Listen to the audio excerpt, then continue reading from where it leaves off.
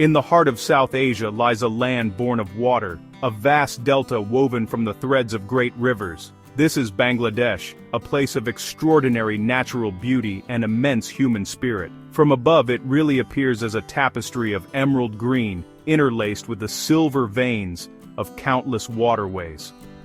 Life here has always been, intimately connected to the rhythm of the tides, the coming of the monsoon, and the fertile silt that nourishes the land. For centuries, this has been a place of abundance, a cradle of civilizations that have learned to live in harmony with the powerful forces of nature. But if you look closer, a different story begins to emerge. Beneath the surface of this vibrant landscape, a quiet crisis is unfolding. The very water that gives life is also a source of great peril. The modern world has arrived, but its promises have been unevenly kept. Here, progress and poverty exist side by side, creating a series of profound paradoxes that challenge our understanding of development. It is a story not often told, hidden in plain sight, affecting millions of lives every single day.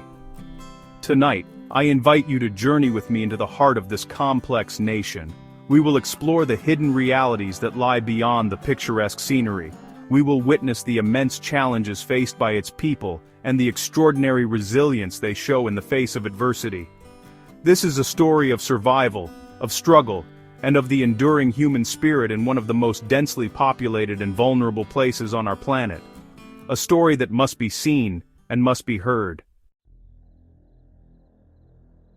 Water. It is the lifeblood of Bangladesh. The great Ganges, Brahmaputra, and Meghna rivers converge here, fanning out into a labyrinth of tributaries that have shaped both the land and its people. For generations, these waters have been a source of sustenance, a means of transport, and a spiritual center. The daily rituals of life, bathing, washing, drinking, are all performed in the embrace of the river. It is a relationship of absolute dependence, a sacred bond between humanity and the natural world. But this ancient relationship is now under threat. The very water that has nurtured life for millennia has become a carrier of disease and despair. In countless villages and sprawling urban slums, the line between drinking water and wastewater has blurred, and in many places, it has vanished entirely. The rivers once pure now carry a toxic burden of industrial effluent, agricultural runoff, and untreated human waste, flowing silently past communities who have no other choice but to drink from them. The paradox of modern progress is starkly visible here. Many homes now boast modern-style toilets, a symbol of sanitation and hygiene. Yet, this is often a dangerous illusion. Without proper sewage systems, the waste from these toilets is frequently piped directly back into the nearest ditch or river. The problem is not solved, it is simply moved, hidden from immediate view but contaminating the groundwater and surface water that entire communities rely upon. It is a closed loop of contamination. For millions, every sip of water is a gamble.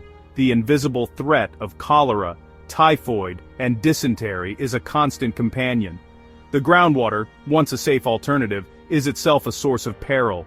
Naturally occurring arsenic laces the aquifers in many regions, a slow and silent poison that has created one of the largest mass poisonings in history. Families are faced with an impossible choice: the immediate risk of waterborne disease from the river or the long-term certainty of arsenic poisoning from the well.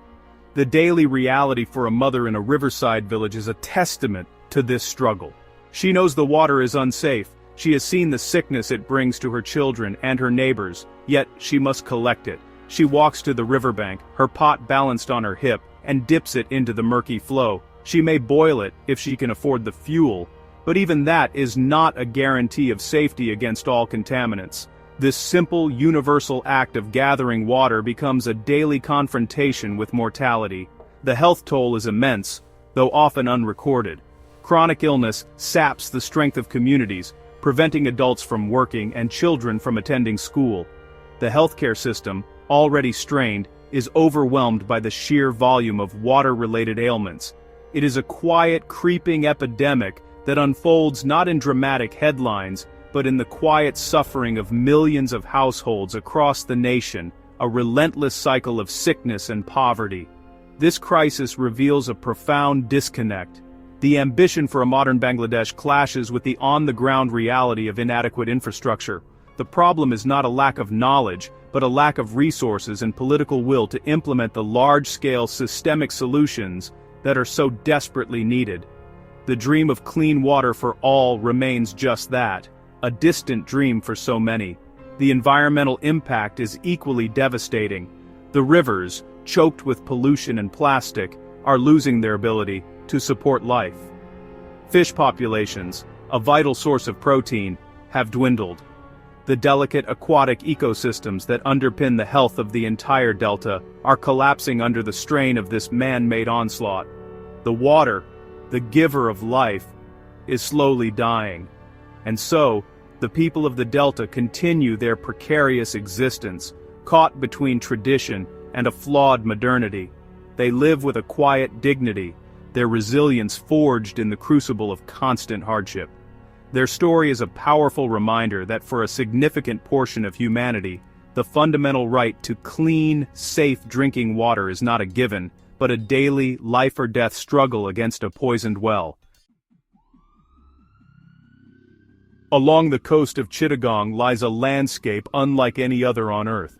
This is not a natural coastline of sand and mangroves, but a man-made purgatory of steel. Here, on these muddy flats, the giants of the global fleet come to die. Massive container ships, oil tankers and cruise liners, once symbols of global commerce and luxury, are run aground at high tide, their journeys ending on this final, brutal shore. This is the shipbreaking yard of Chittagong, one of the world's most dangerous workplaces. The scene is honestly apocalyptic.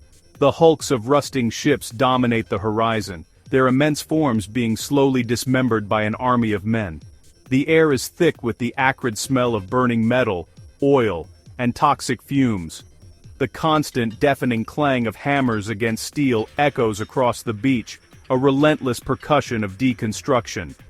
This is a place where human labor, in its most raw and perilous form, is pitted against the industrial might of the 20th century. The work is carried out with a shocking simplicity. Men, often with no protective gear, swarm over the carcasses of these vessels, armed with little more than blowtorches and brute force.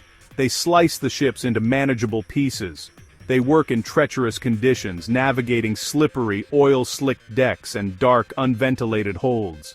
The risk of fire, explosion, and falling steel is a constant, palpable threat that hangs over every moment of their working day. The suspense of their labor is unrelenting. A cutter, perched precariously on a high steel plate, ignites his torch. Sparks fly, illuminating a face unprotected by a mask or goggles. Below him, a team of carriers waits. Once a section is cut free, it will crash down onto the mud below. Their job is to haul these multi-ton pieces of steel up the beach using nothing but ropes, logs, and their collective strength. A single miscalculation, a slip, or a snapped rope can be instantly fatal. The human cost is staggering. Thousands have been killed or maimed in these yards since the industry began. Burns, broken bones, and lost limbs are common. The long-term health consequences are just as severe.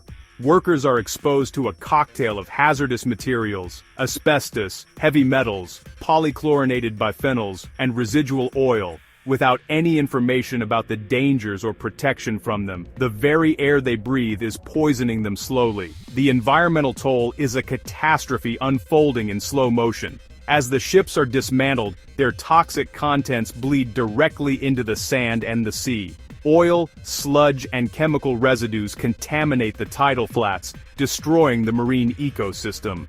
The once rich fishing grounds have been rendered barren, and the coastline is stained with a permanent toxic legacy.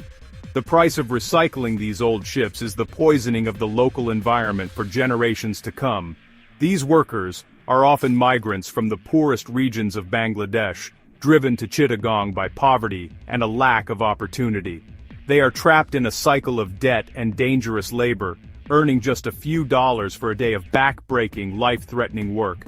They live in makeshift shanties near the yards, with little access to clean water, sanitation, or medical care. They are the invisible casualties of a global industry that seeks the cheapest, least regulated place to dispose of its waste. The ships themselves tell a story of global inequality. Built in developed nations, they sail the world for decades, fueling the global economy. But when they reach the end of their useful lives, they are sent here, to be dismantled by the hands of the poor. The profits from their operational life are privatized, but the cost of their disposal, in human lives and environmental destruction, is externalized to one of the most vulnerable corners of the world. Standing on this shore, watching a man carry a heavy plate of steel on his bare shoulders, one is struck by a profound sense of reverence for his strength and endurance. It is a testament to the lengths a person will go to provide for their family, but it is also a chilling indictment of a global system that allows such a place to exist.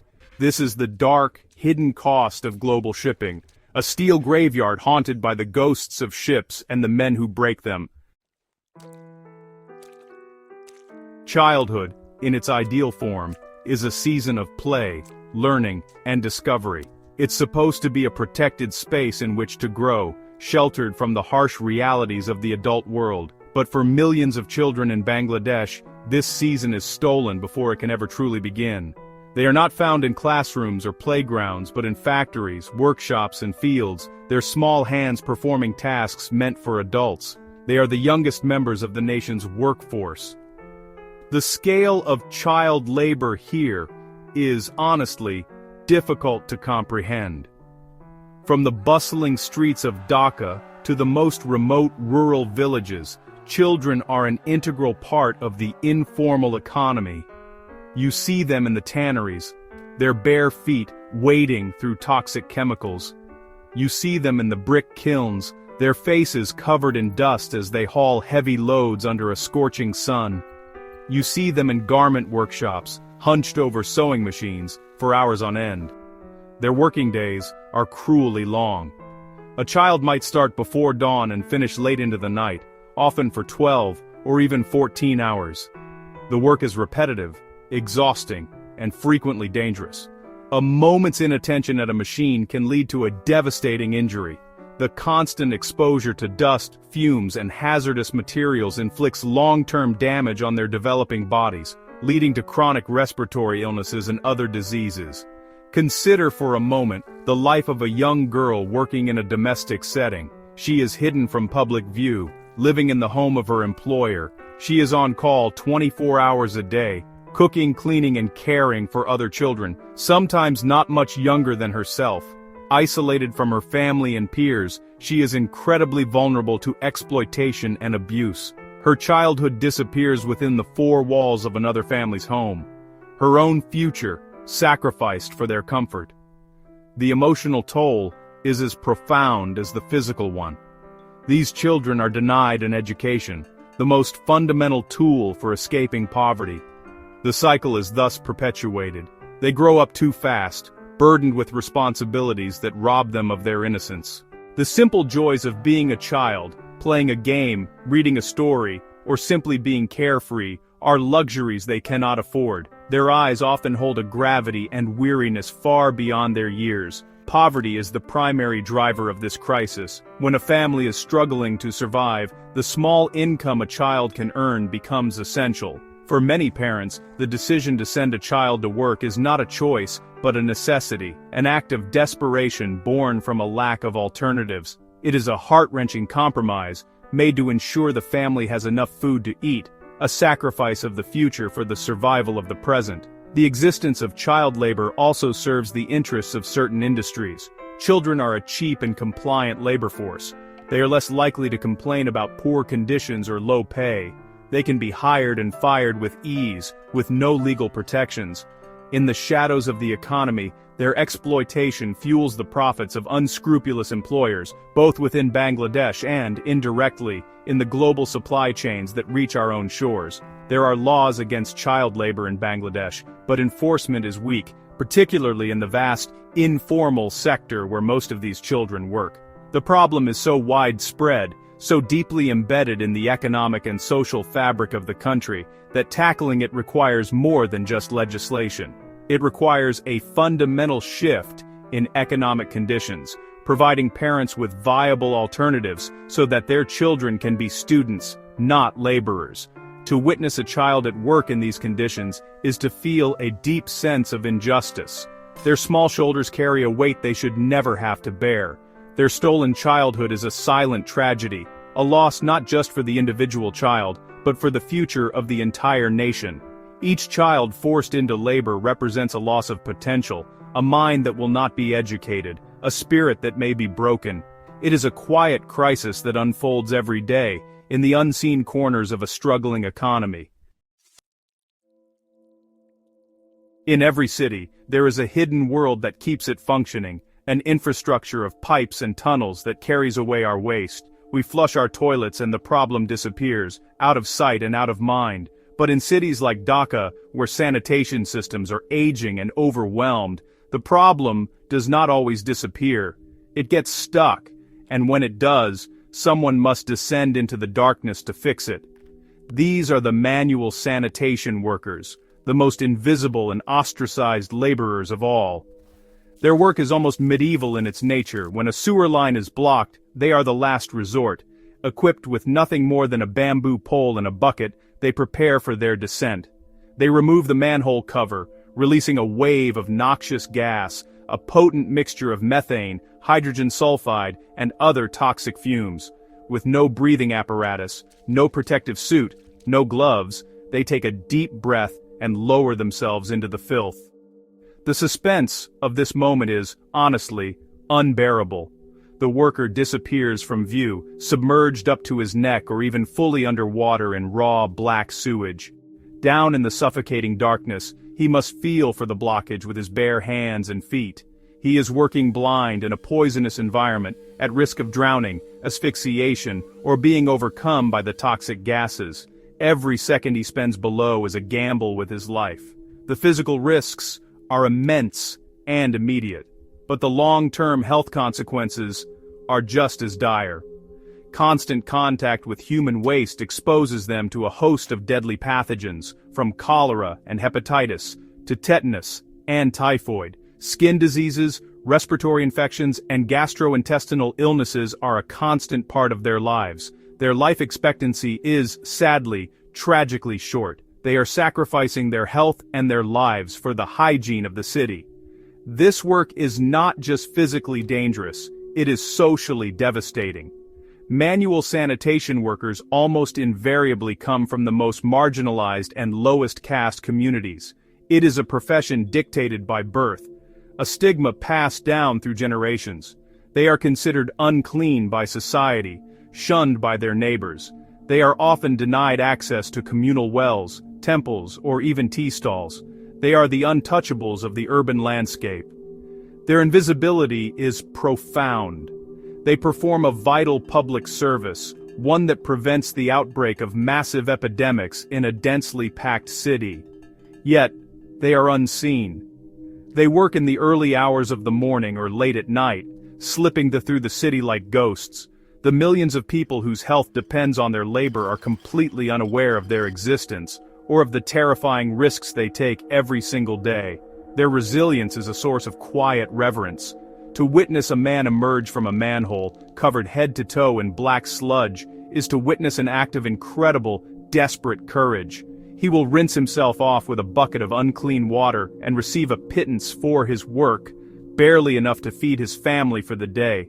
There is no pride in this job, only the grim necessity of survival. The existence of this profession in the 21st century is a shocking failure of governance and technology. Modern machinery exists that can perform this work safely and efficiently, but for the city authorities, it is cheaper to hire a man than to invest in a machine. Human life, particularly the life of the most marginalized, is treated as a disposable commodity. The system perpetuates their exploitation because it is economically convenient, and so, day after day, they descend. They go down into the darkness that society has created and refuses to see. They are a living, breathing testament to the deepest inequalities of the urban world. Their struggle is a stark reminder that the cleanliness and comfort of some are often built upon the degradation and danger faced by others. Their silent courage in the face of such overwhelming odds is both heartbreaking and profoundly humbling. The global fashion industry is a world of glamour, trends, and immense profit. It clothes us, defines our styles, and fills our shopping malls with an endless variety of affordable garments. Bangladesh is at the very heart of this industry. It is the world's second-largest apparel exporter, a powerhouse of production. The Made in Bangladesh label is ubiquitous, stitched into the clothes worn by millions across the planet. But behind that simple label lies a complex and, honestly, often dark reality. Deep within the sprawling industrial suburbs of Dhaka, colossal factory buildings rise towards the sky. Inside each one, thousands of workers, the vast majority of whom are women, are engaged in a relentless race against the clock. The noise is deafening, a constant hum and clatter of thousands of sewing machines operating in unison. The air is often hot and filled with fabric dust. This is the engine room of fast fashion. The life of a garment worker is one of long hours and low pay. They work for 10, 12, or even more hours a day, 6 days a week, to meet the demanding production targets set by international brands. The pressure is immense. They perform the same repetitive task, stitching a sleeve, attaching a collar, sewing a hem, thousands of times per day. Their wages, while having risen in recent years, are still among the lowest in the world, often barely enough to cover the basic costs of rent and food in the city's slums. The story of fast fashion is a story of suspenseful deadlines. A Western brand places a huge order with a tight delivery date. The pressure flows down the supply chain, from the brand to the factory owner, and finally, to the worker at her sewing machine. To meet the deadline, overtime becomes mandatory, breaks are shortened, and the pace of work is pushed to its absolute limit. The safety of the workers can become a secondary concern to the urgency of the shipment. The collapse of the Rana Plaza factory building in 2013, which killed over 1,100 workers, exposed the horrific dangers lurking within this industry. While safety standards have improved since then, many factories still operate in unsafe buildings, with inadequate fire escapes and structural weaknesses. The fear of another disaster is a quiet, constant companion for many workers. They are caught between the need for a job and the risk that the building they work in could become their tomb. The hands that stitch our clothes belong mostly to women who have migrated from rural villages in search of a better life. For them, a factory job offers a degree of economic independence they might never have had otherwise, but it comes at a high price. They live in crowded, single-room tenements, far from their families and communities. They face harassment on their way to and from work, and often within the factory itself. Their contribution is vital, yet their position remains precarious. The global brands that profit from this labor hold immense power.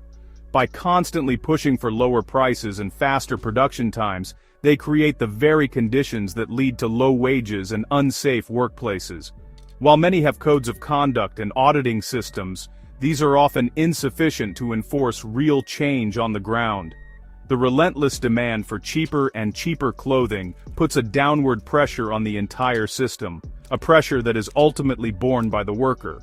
This system creates a profound disconnect for us as consumers.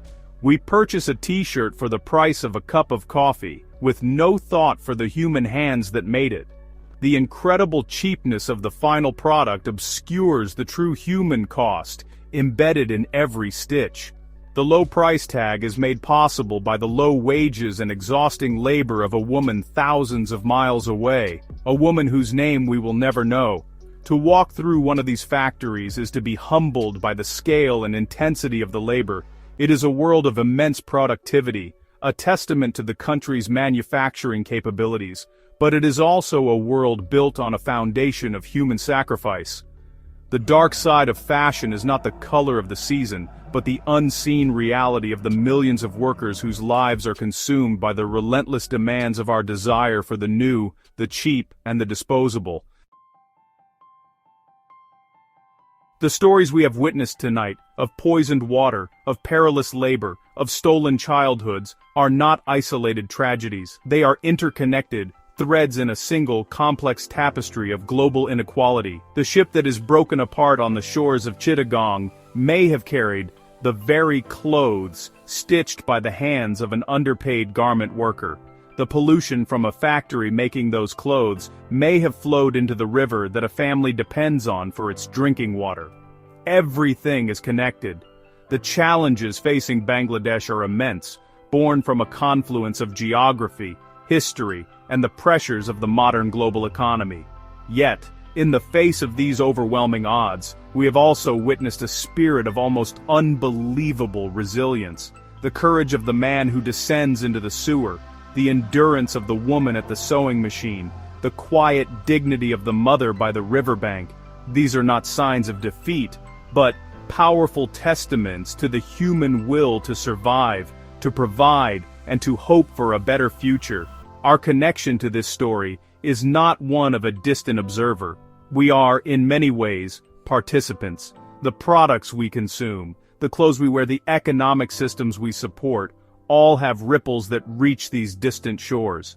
To understand this connection is to take the first step towards responsibility. The future of Bangladesh, and indeed the future of our shared planet, depends on our ability to see these hidden costs, to hear these silent stories, and to recognize that the well-being of all humanity is inextricably linked.